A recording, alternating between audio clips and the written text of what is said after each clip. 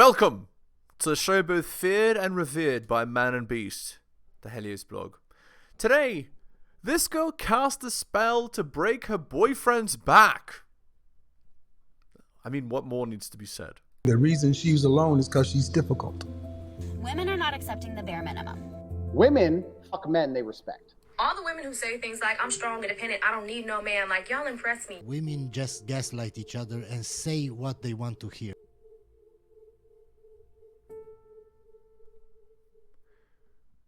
Alpha Widow. I get justice for victims of SA, victims of abuse. Would he agree? Would he say that he did that to you? I don't think most SAers would agree to that. I think most of them would deny it. I don't really know of any that proudly talk about it. Well, I think usually, just me, but if you were SA'd the way that you're talking about, especially, I'm guessing no police reports, nothing like that, right? No, I was 16. Yeah. I didn't know any better. So, well, there's statute of limitations, right? Like you can still go later and do that, Yeah. can't you? I don't really have proof.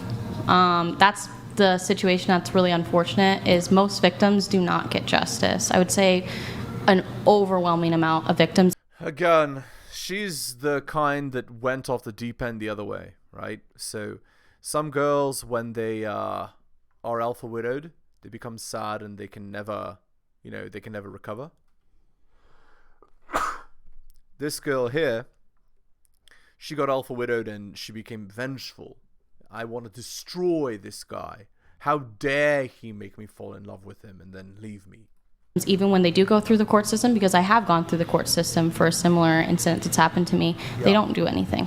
BPD. They really You do didn't not. get any justice when you actually went? No.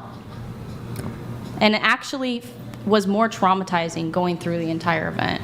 I would say even more than being SA'd. Being someone who's been through it, I have to disagree with that. Well, I guess he broke his back, so... Everybody's experience is different. You can't speak for one person's experience. I'm just disagreeing. Yeah, that's okay. Okay, yeah. You didn't feel like when you had to go to the hospital... What's it called? Okay, let me describe the girl to her right. She's like that girl that, when you go to a party, right? And you're trying to get, to have some bedroom fun. And, you're talking to a group of girls, and there's always one that looks like this who tries to block you. We call her a grenade. Well, if you say anything against her darling, the grenade comes in and attacks.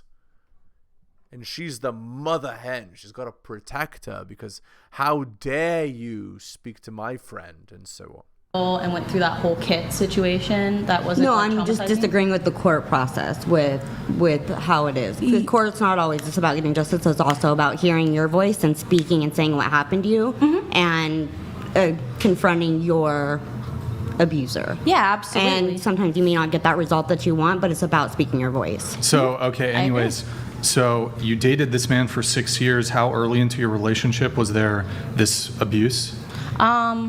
Pretty early on, I would say about 2 or 3 months into it. Was there an 8? Right, so after the fact, she decides that, 6 years later, she decides that that was the case. And yet she kept coming back and back and back to him. So, what more needs to be said, guys? Gap? I think he was 2 years older. Yeah. So. I'm a little confused here. You said the abuse started very early on into the relationship, but you were with him for 6 years. That's a very, very common occurrence for most abuse victims. They stay with their abusive partner for a very long time due to trauma bonding. It actually becomes a severe addiction. If you look into trauma bonding and the science research behind it, so she's said everything that needs to be said, right? She's an alpha widow. Again, notice, the only guys that these girls go after, who do they go after? They go after the nice guy, they go after the steady job, the engineer? No. They go after the trauma bonding guy, the guy that essayed her, the guy that's, you know, on and off again, the guy that they'd be at it like animals for 2 weeks and then, you know, doing illicit substances, and then they'd break up and then they'd get back together again and like that. That's the guy they choose. If you're not exciting as a guy, if you're not interesting, they will not be with you. What it basically does to your brain is you release an insane amount of dopamine with the love bombing phase. And then when they leave, you go through intense withdrawal. So when you leave an abusive person, you physically feel withdrawals. Anything to justify her own actions. Anything. It's not my fault. It wasn't my actions. It was my hormones. It was my trauma bonding. It was literally anything to not accept responsibility and accountability. You physically withdraw from said person. Well, we don't know.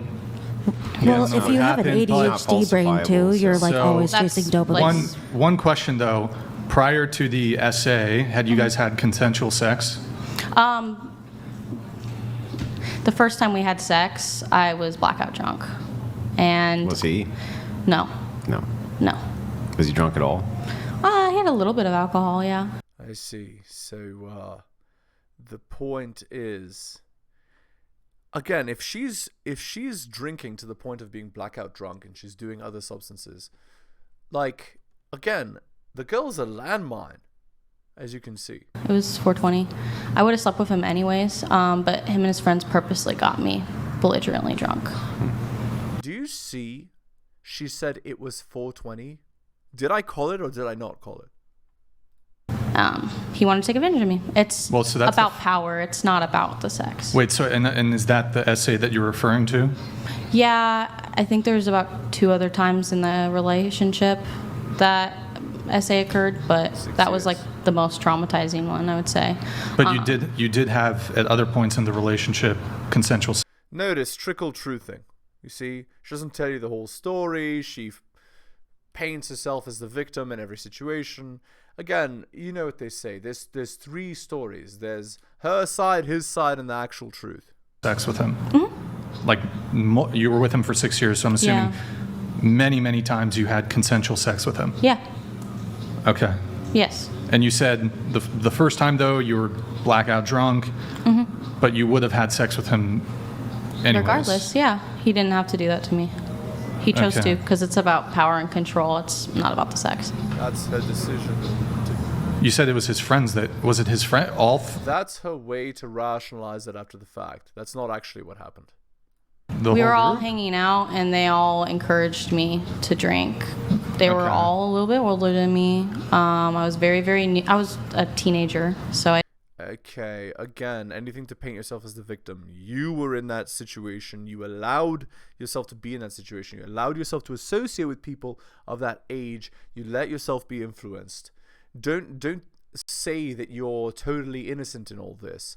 If you don't want sketchy things to happen to you, you don't associate with sketchy people. You chose to associate with sketchy people. And now you're blaming it all on them and not at all on your own actions. Like, you need to take responsibility. Like, yes, bad people are bad, but why are you with them? The second you feel the red flag of, oh, these people might be bad, that's when you leave. You don't keep accepting everything that they're giving you. You don't accept the 420. You don't accept the alcohol. You don't accept yourself in that situation. And then paint yourself as the victim and try to destroy them after. Don't even put yourself in that situation. And then claim that you're the victim. I didn't really know what I was doing. And yeah, I got blackout drunk. They all highly encouraged it. 2 of them were in the other room when it happened. They knew about it. They didn't care. Because people just don't really care a lot of the time. Well, in this group of friends or whatever, were you guys like heavy partiers, heavy drinkers? Like was it common to drink to this degree? Not to that degree, no. But they were drinkers, smokers. We were potheads. All right. See how I predicted it? Okay, so you're currently in a 9-month situationship. I wouldn't call it a situationship, but yeah. relationship, but it's sort of poly insofar as you want to bring other women in. Mm-hmm. Okay. What about you? I'm dating. My last relationship was like 2 years ago. It was 9 months. It was like my first actual relationship. So she's never actually dated for real. She's just bouncing from guy to guy. Again, guys see her as easy target and they'll just use her for bedroom fun and then leave. And so girls like this are usually traumatized and dislike men, usually. And how long did it last? 9 months. 9 months, your first relationship. So you've been, you said you're dating now, so but are you consider yourself single? Sure, yeah. So you've been single for 2 years then? Yeah. Okay. Single doesn't mean single. Single doesn't mean single. Single means sleeping with Chad. Or, you know, the most attractive, most successful, most competitive guy she can get at her looks. But you're dating. So are you currently romantically involved with anybody? Yeah. Multiple people? Sure. I'm not trying to be like whatever, but yeah. I mean, how many people are you currently dating? That's pretty normal. People, when they're like a couple, like, and there's some that are like in and out, like, you know, I feel like they always come back. So like, there's some that I'm kind of not talking to, and yeah. then, So like, there's some that like hook up with here and there. Yeah. Some. So it's exactly what I said. So I called these two girls like perfectly. Okay. So like, how many are? Third girl's gonna be similar, just with richer guys because she's more attractive. Are you like talking to currently? Probably like 2, 3. 2 or 3. Okay. There's probably only one I'm really like. So you gotta learn to spot these girls, by the way, guys. If you're in the dating market, you gotta learn to spot these girls and never ever talk to them, never associate with them, because this is the kind of crap that's gonna happen to you. The stuff that first girl was talking about. Like sleeping with? Uh-huh. Yeah. Well, and then what are the probably, or there is? No, there is. Oh, okay. Yeah. Well, what about the other ones? Just, you know, texting. Have you like gone on dates or? Yeah. You know, like bros in different area codes. Right, because you're a flight attendant. Yeah. So it'd be like. So funny, so clever, but it's just, you know, a clever guise for you being a garden tool. It's someone I met, and then, you know, like I won't see him for a while. Like I can, you know. But you hooked up with them. Sometimes yes, sometimes no. By the way, flight attendants are a giant red flag, just so you know, guys. How many hoes in different area codes do you have? Like overall, in my 10 years of being a flight attendant? Yeah. 1,000. I don't keep track of that. Come on. We need the tea. I mean, I can get. Do you want to name a city and I'll tell you yes or no? Just a range? 30 to 50. Totally never going to marry. Cat lady. I don't know a number. I really don't. Phoenix? Yes, I do. Tulsa? I could figure somebody out in Phoenix. Yeah. Tulsa? Caltech? Not Tulsa, no. Not Tulsa? I could figure somebody out in Phoenix, I think. Yeah. DC? No, I don't think. Denver? O'Hare. I'm in Chicago. I live in Chicago. Denver? Yeah, I could do O'Hare. Yeah, Denver? Denver. I could figure out. Like Denver. JFK? JFK. The way that she's freely admitting to banging multiple dudes and count 50 plus. Maybe. I could make something work like anywhere. More than 20? No. No? No. I mean, over 10 years. Oh, over 10 years. I mean, yeah, I guess around there. Just, you know, I'm just 50 plus. I'm telling you. living my life. And it's not like I don't date these people with intention. It just, I'll date them, and then if it doesn't work out, it doesn't work out. But, you know, I'm not about to waste something. If I'm in a city and I'm single, like, I'll go see somebody and hang out with them. Sure. Yeah. So freaking cop. The person that you are currently sleeping with, do the other two people that you're just kind of seeing, do they know about that? I'm not sleeping with them, so no. So they don't know about that? But you are dating them? I'm just like talking to them, texting to them. Talking to them. Yeah, like Yeah, so she's inherently dishonest. But by the way, that's why one of the relationship rules is no male friends, because this is what some girls do blatantly. Some are more blatant, some are more hidden. But basically, they keep the guys in the back burner so that the second that things don't work out, bam, they're going to jump on some other guy. So, never. like at the one I met, Do you think that it would change from their end how they would perceive the conversation with you if they knew that you were... How could it? I wouldn't think that would be fair. What do you mean? Like, so the one because I'm not exclusive with anybody. And Yeah, because men and women are exactly the same. So a guy not being exclusive in the dating phase is the same as a girl not being exclusive. Hint, guys, it's not. we like kind of established that. So, I mean, there was one person that I went on a date with that was in Chicago, and he was just visiting for a weekend. We went on a date, and it was a really nice time. And then I thought it was going to be over, and he wanted to continue to talk to me. Okay.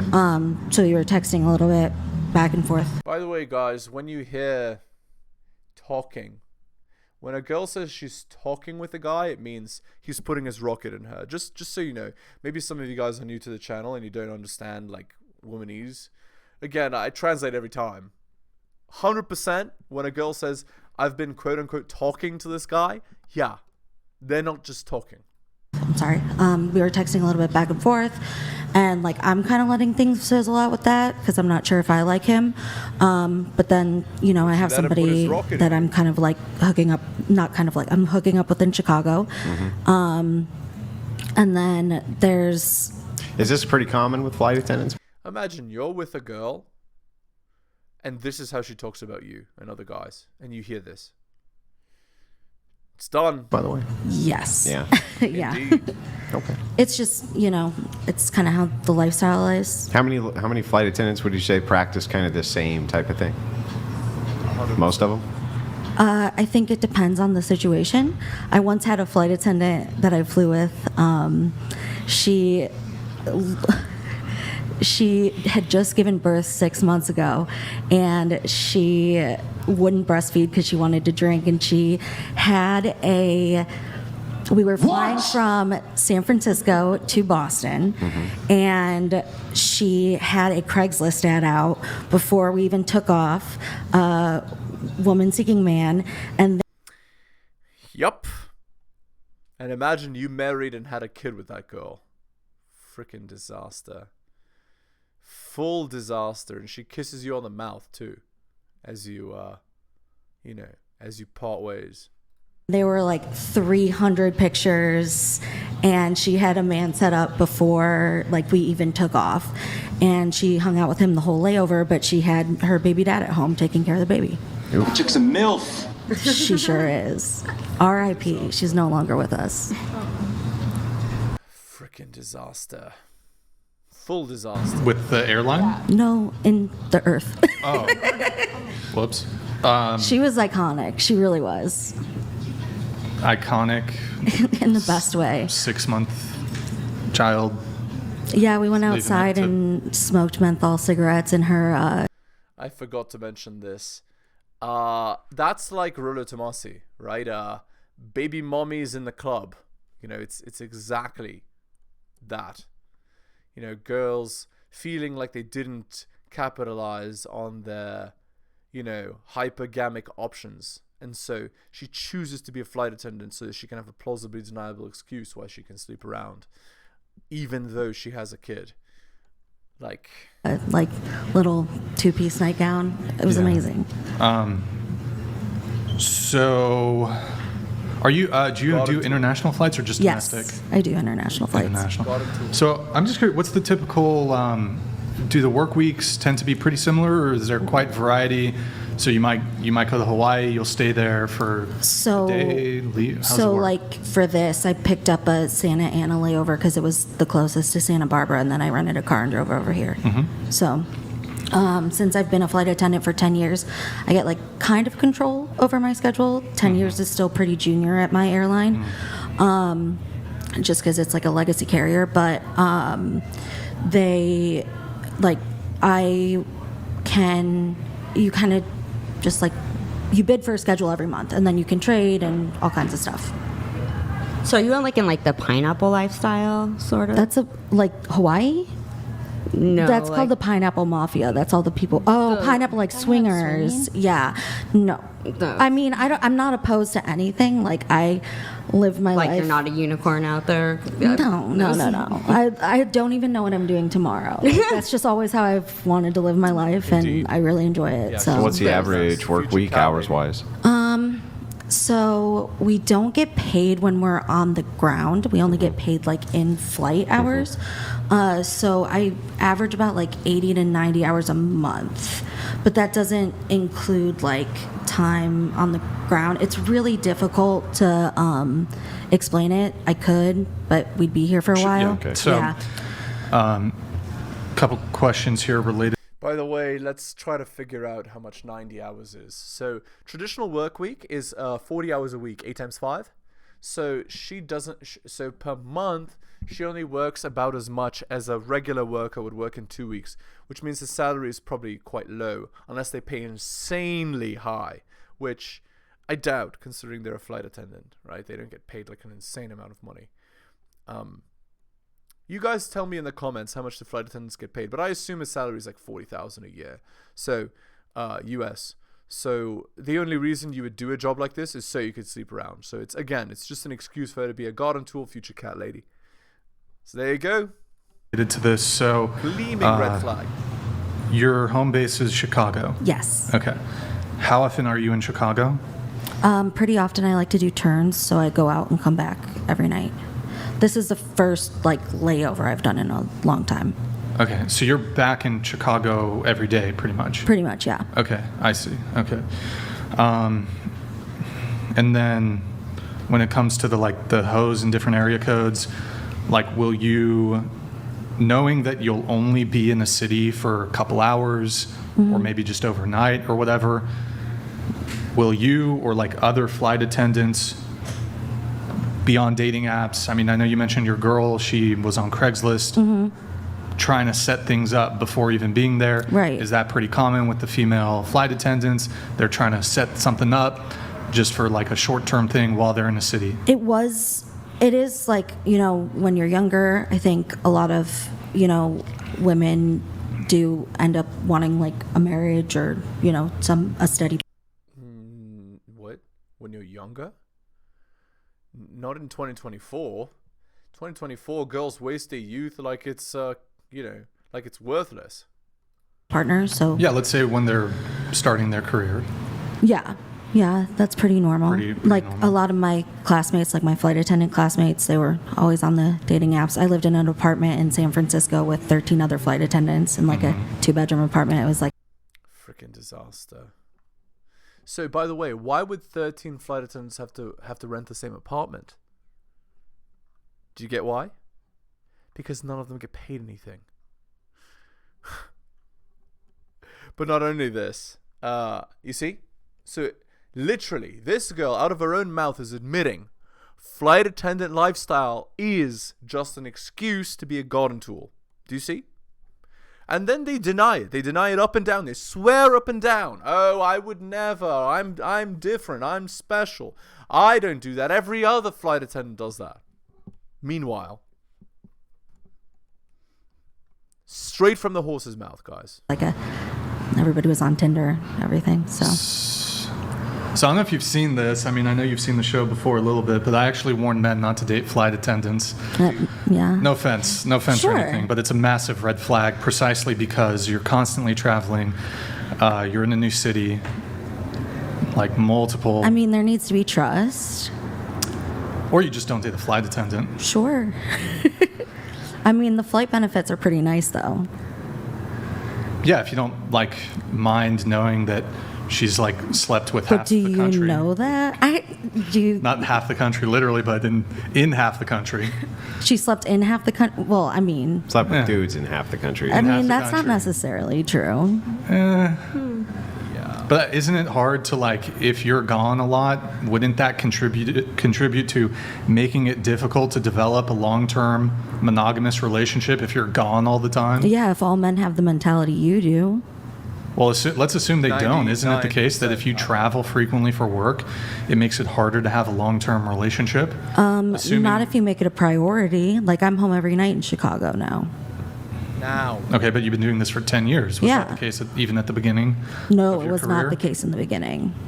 Right. So for how many years was it not the case? For a while. And some of that has to do with seniority, right? Right. But, like, I mean, I knew that I wanted a job where potentially I could, you know, have a marriage and kids and be part-time but also have a career. Because eventually, you know, I'm 31 now, so if I decide I want to get married and have kids, I can basically drop my schedule to nothing but still have complete health care and, like, have all of that plus complete, like, free travel benefits for me and my family. So, I mean, even if I've slept with half the country, that's a pretty sweet deal. For the husband? Yeah, don't you think? Definitely not. I would not take that at all. Actually, it sounds like you've drank the company Kool-Aid and you think, oh, I'm living this high-flying lifestyle, I'm so cool. Guys will love me for that.